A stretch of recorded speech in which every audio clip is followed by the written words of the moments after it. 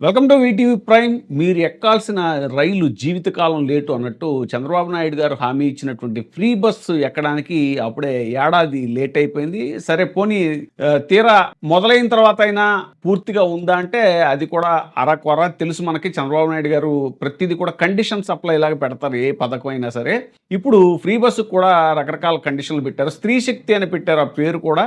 ఆ స్త్రీ శక్తి ఇప్పుడు పరిమితం చేయబోతున్నారు అనేటువంటిది తాజాగా వినపడుతుంది సమాచారం. మొదట్లో అయితే అసలు జిల్లాలకే పరిమితం, జిల్లా బస్సులకే పరిమితం అన్నారు. ఆ తర్వాత విపరీతమైనటువంటి వ్యతిరేకత రావడంతో జనాల నుంచి అది రాష్ట్రం మొత్తం ఎక్కడికైనా ప్రయాణం చేయొచ్చు అంటున్నారు. కానీ కేవలం 6,000 బస్సులు, 6,000 చిల్లర బస్సుల్లో మాత్రమే ఫ్రీ బస్సు అప్లై అవుతుందట మహిళలకి.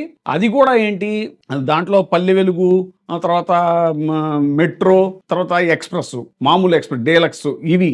అయితే దీంట్లో కండిషన్ మెలిక ఏంటంటే, ఇప్పుడు జిల్లాలో ఒక జిల్లా నుంచి కొన్ని జిల్లా పరిధిలోనే తిరిగేవి ఇవన్నీ కూడా. ఇప్పుడు ఒక స్టేట్‌లో ఒక బోర్డర్ నుంచి ఒక ఎండ్ నుంచి ఒక ఎండ్‌కి, సపోజ్ చిత్తూరు నుంచి శ్రీకాకుళమో లేకపోతే వైజాగో అనుకుందాం. ఇంత లాంగ్ డిస్టెన్స్ ప్రయాణించే బస్సుల్లో ఈ బస్సులు ఉంటాయా? ఉండవు. అవి 100% సూపర్ లగ్జరీ ఉంటాయి.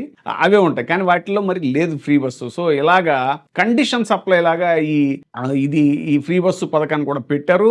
ఎలక్షన్‌లో హామీ ఇచ్చారు ఆయన, నేనే డ్రైవర్‌ని అని. మరి ఇప్పుడు ఈ డ్రైవర్ రాముడు కొంతమందిని మాత్రమే ఎక్కించుకుంటాడట తన బస్సులో అన్నట్టుగా ఉంది ఈ పథకం యొక్క అమలు అని రాజకీయ వర్గాల్లో విస్తృతమైన చర్చ జరుగుతోంది.